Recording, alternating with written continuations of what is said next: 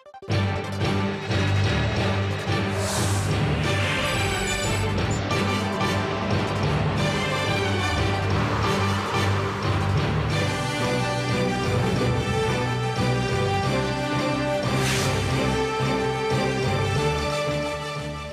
2 p.m. on Friday, September 19th. Here in Korea, live from Seoul, I'm Laah Hyun-kyung. These are the stories we're following at this hour.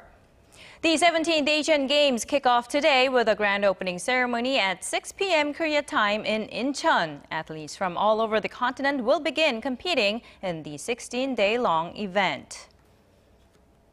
The Scottish people have spoken, with a majority rejecting a referendum that would have cut ties with the United Kingdom. We have the latest. And the Islamic State militants release yet another video showing a British hostage. This as the U.S. continues airstrikes in Iraq. Now we begin in Scotland. The vote counting is almost done in Scotland, where citizens had a choice of staying in the United Kingdom or not. For more details, we are going to connect to a journalist in the UK. Joining us on the line is Nick Cinder, political editor for the International Business Times. Thank you, Nick, for your time today. I know you're extremely busy. It's been a long night. All right, so please do fill us in on the latest.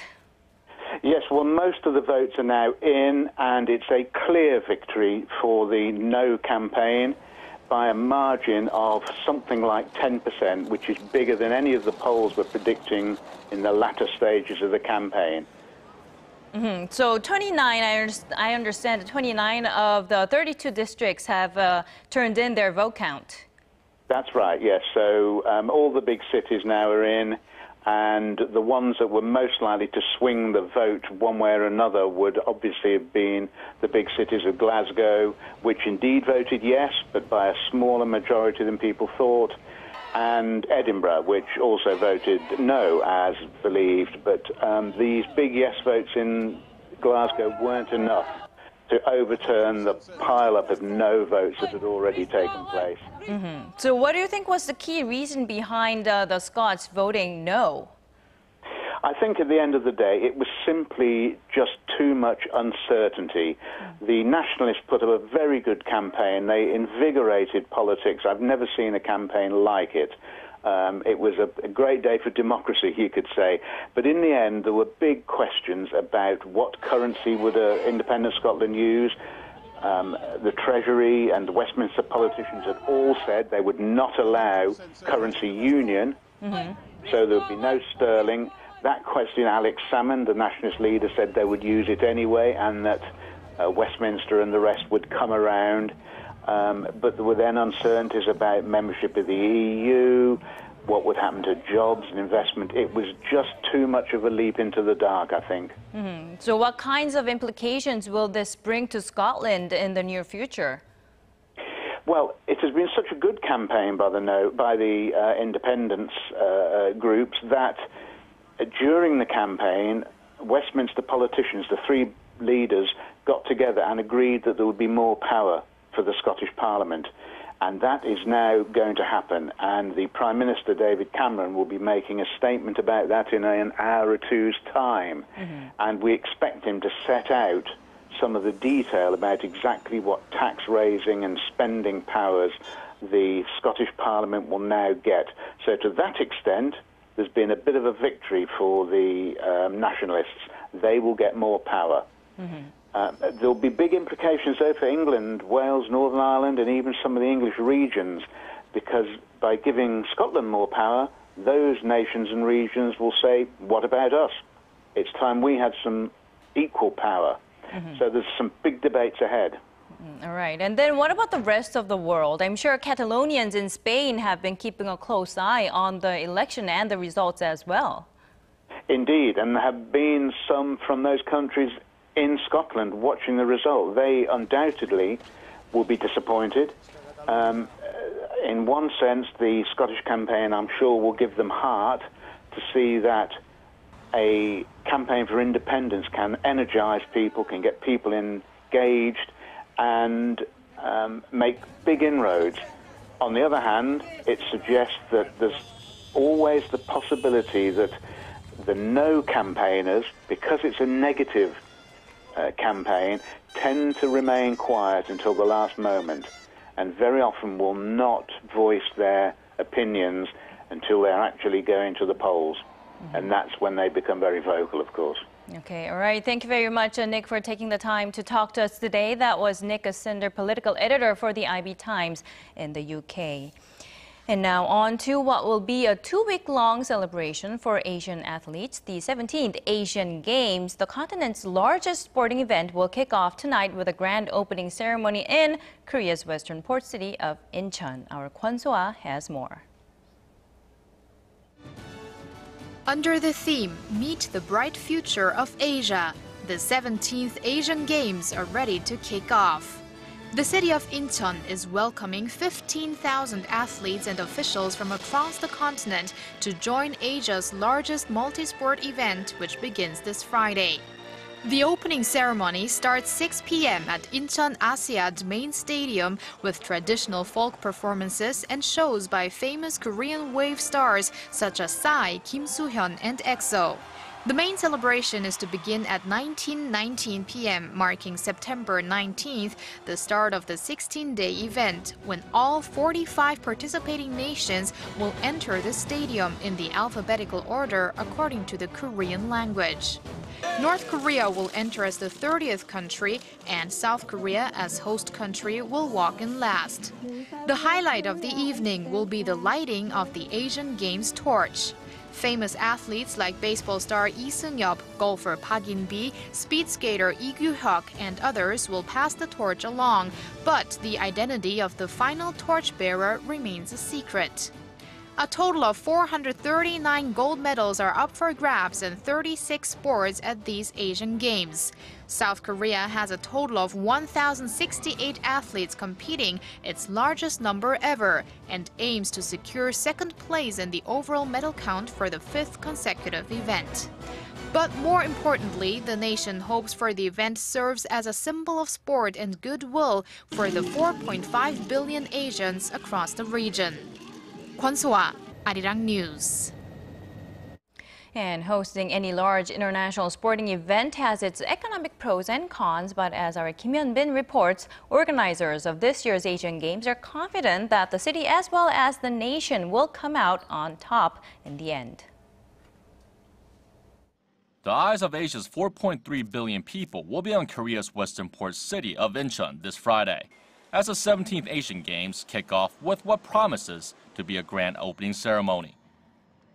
Korea's third hosting of Asia's premier sporting event is one of the most expensive yet, with the central government and the city of Incheon laying out over $4.7 billion on infrastructure and road construction alone. But the general feeling is that it's going to be worth it. We expect the Games to have a very positive effect on the local economy and the city.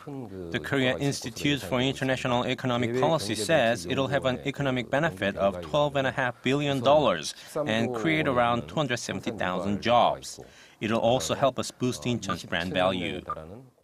So, in certain ways, everything is looking great, but ticket sales are worryingly slow. With less than a day before the Games officially open, only 10 of the 36 gaming categories have sold out. Only around 60% of tickets for Friday's opening ceremony have been sold. Ticket sales for the actual sporting events are lower, as sold-out events are generally taking place in smaller venues.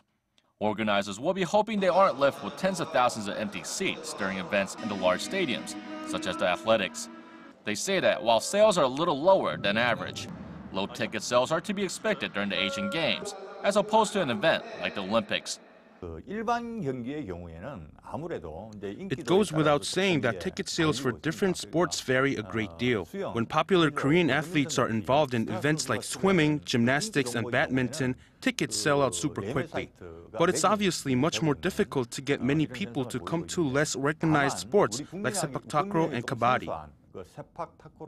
Organizers say they expect ticket sales to pick up steam once the Games officially open, and are already reporting a pickup in recent days. Kim Hyun-bin, ARIRANG News.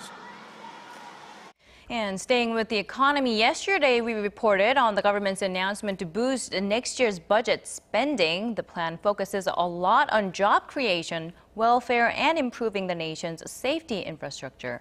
Our Incheon breaks down the numbers for us.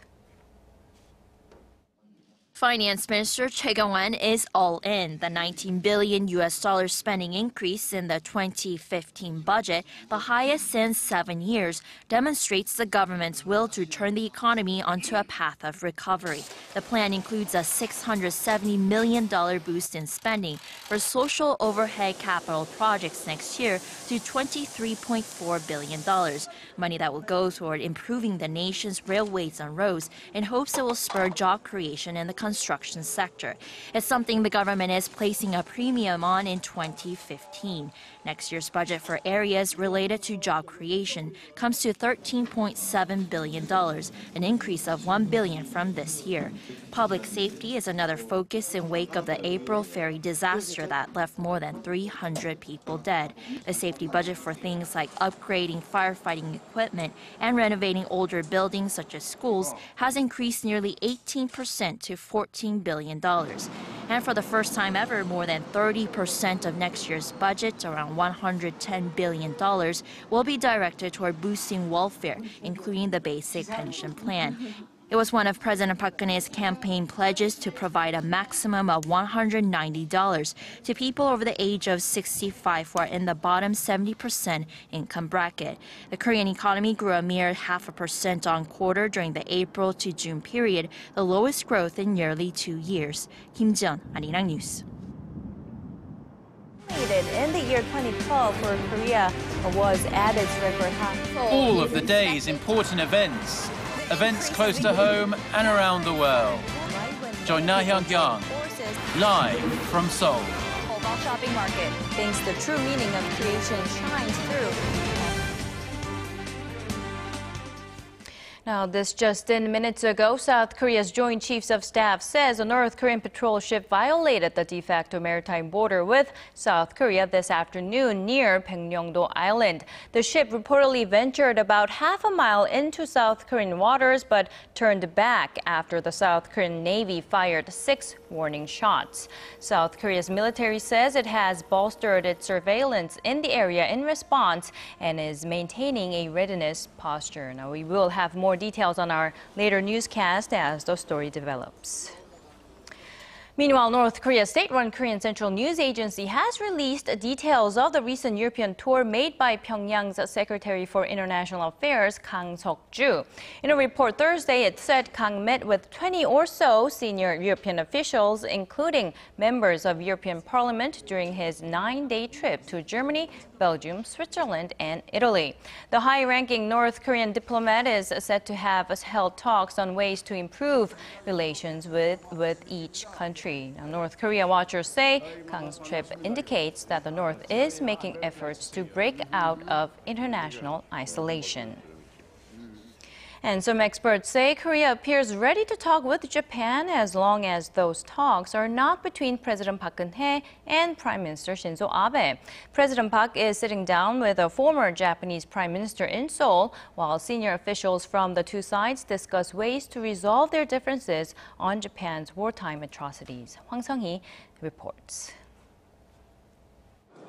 President Park Geun-hye welcomed the special envoy sent by Japanese Prime Minister Shinzo Abe.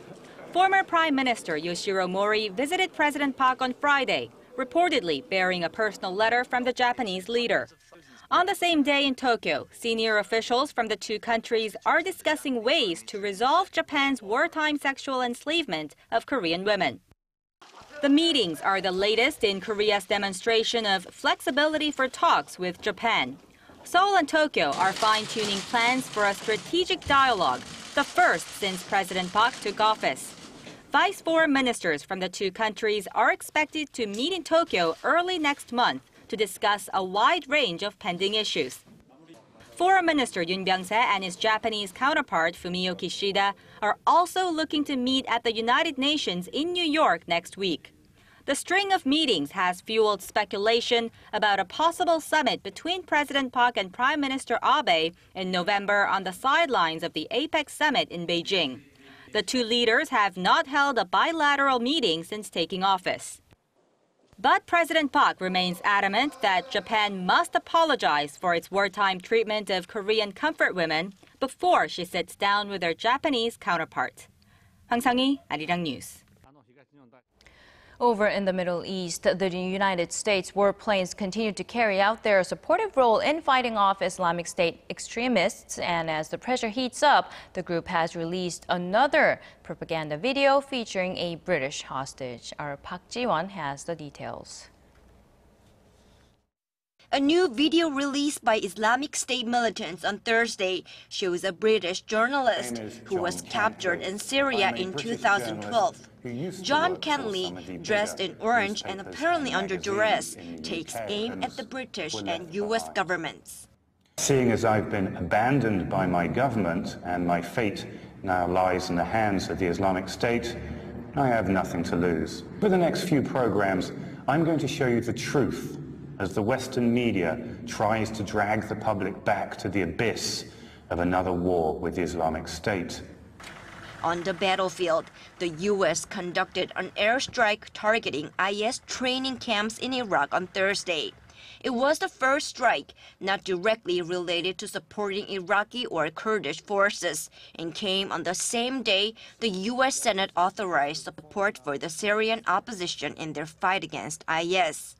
Secretary of State John Kerry says the U.S. plan to counter the threat is coming together thanks to allies like France. President Hollande has announced that he has authorized for France to provide airstrikes in Iraq in response to a request from the government of Iraq, and we obviously welcome that public announcement. That's one of the countries that we've been counting in our list. The U.S. is ready to strike the militant group in Syria as well. Targets have already been mapped out. Military officials say they are now just waiting for the president's authorization. Regarding a CNN report that there might be a Korean member of the Islamic State, Korea's National Intelligence Service said that it was impossible to verify. But the intelligence service did add that if there were any Koreans in the group, they might be North Koreans, considering the close relations between Damascus and Pyongyang. Park Ji-won, ARIRANG News.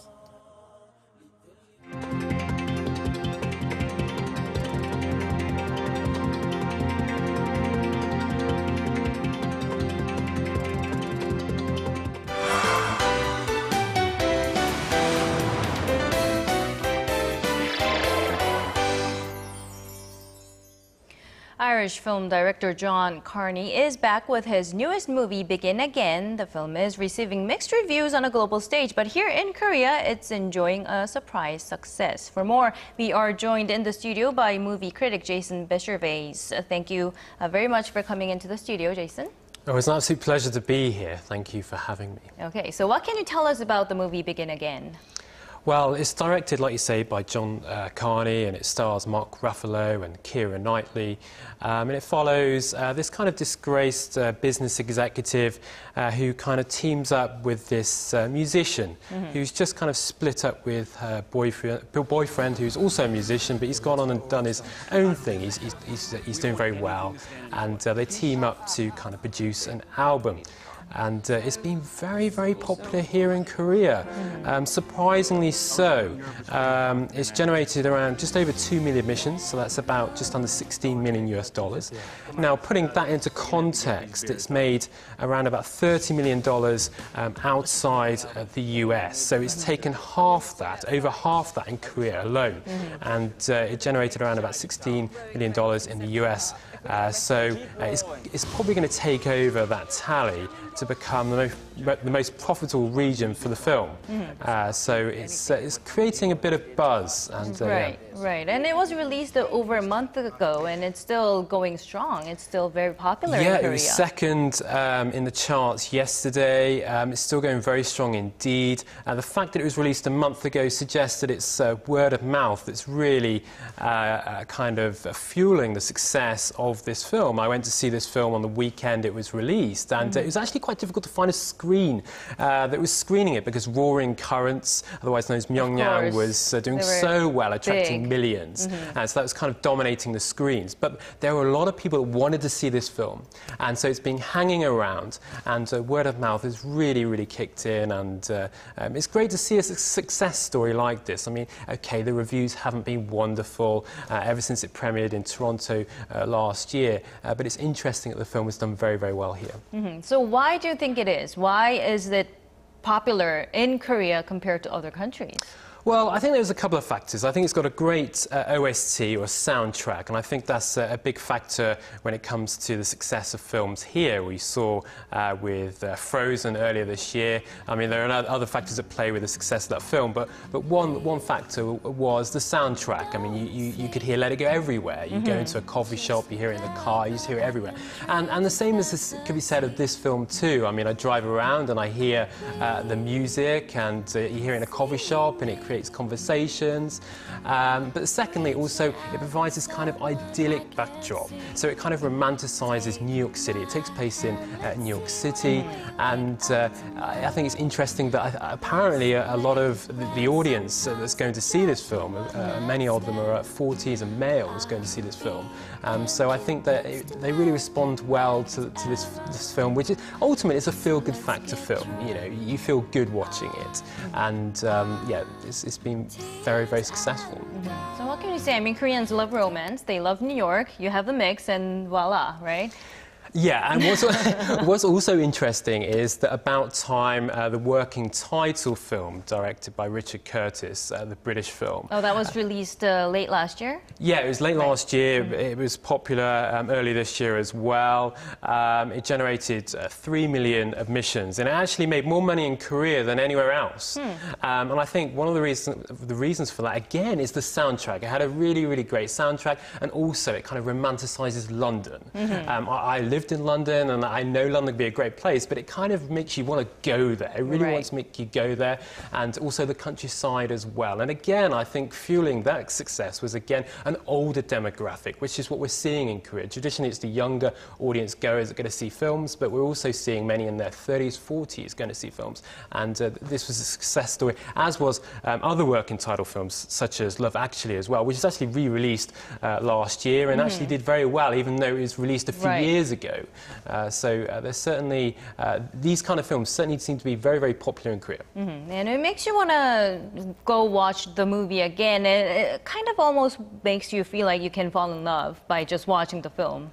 Yeah, it creates this feeling. And that's what people love. I think it's infectious. And yeah, okay, the film hasn't generated critical praise. I mean, the same thing with About Time. It wasn't particularly well received, but audiences here that went to see it absolutely adored the film. The same could be said of Love Actually, and I think Begin Again is another film that's been very, very well received by the audience. All right, so before wrapping up, let's move on to another item very quickly. So you wanted to talk about the Ole International, or not international, but Smartphone Film Festival. Now in its 4th year, it had its opening ceremony on Monday, the 15th of September, and it's great to see a festival back in its 4th year, giving awards to a range of movie or filmmakers. And the great thing about this film festival, of course, is that you can make a movie with a smartphone. And so you have kids making movies,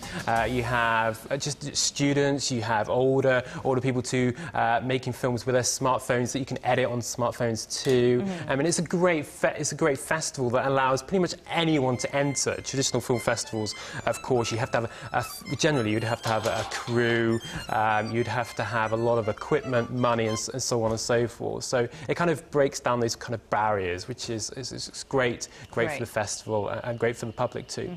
All right, I'd love to talk more about that, but unfortunately we are out of time. But thank you very much, Jason, for coming in today. Well, thank you for having me.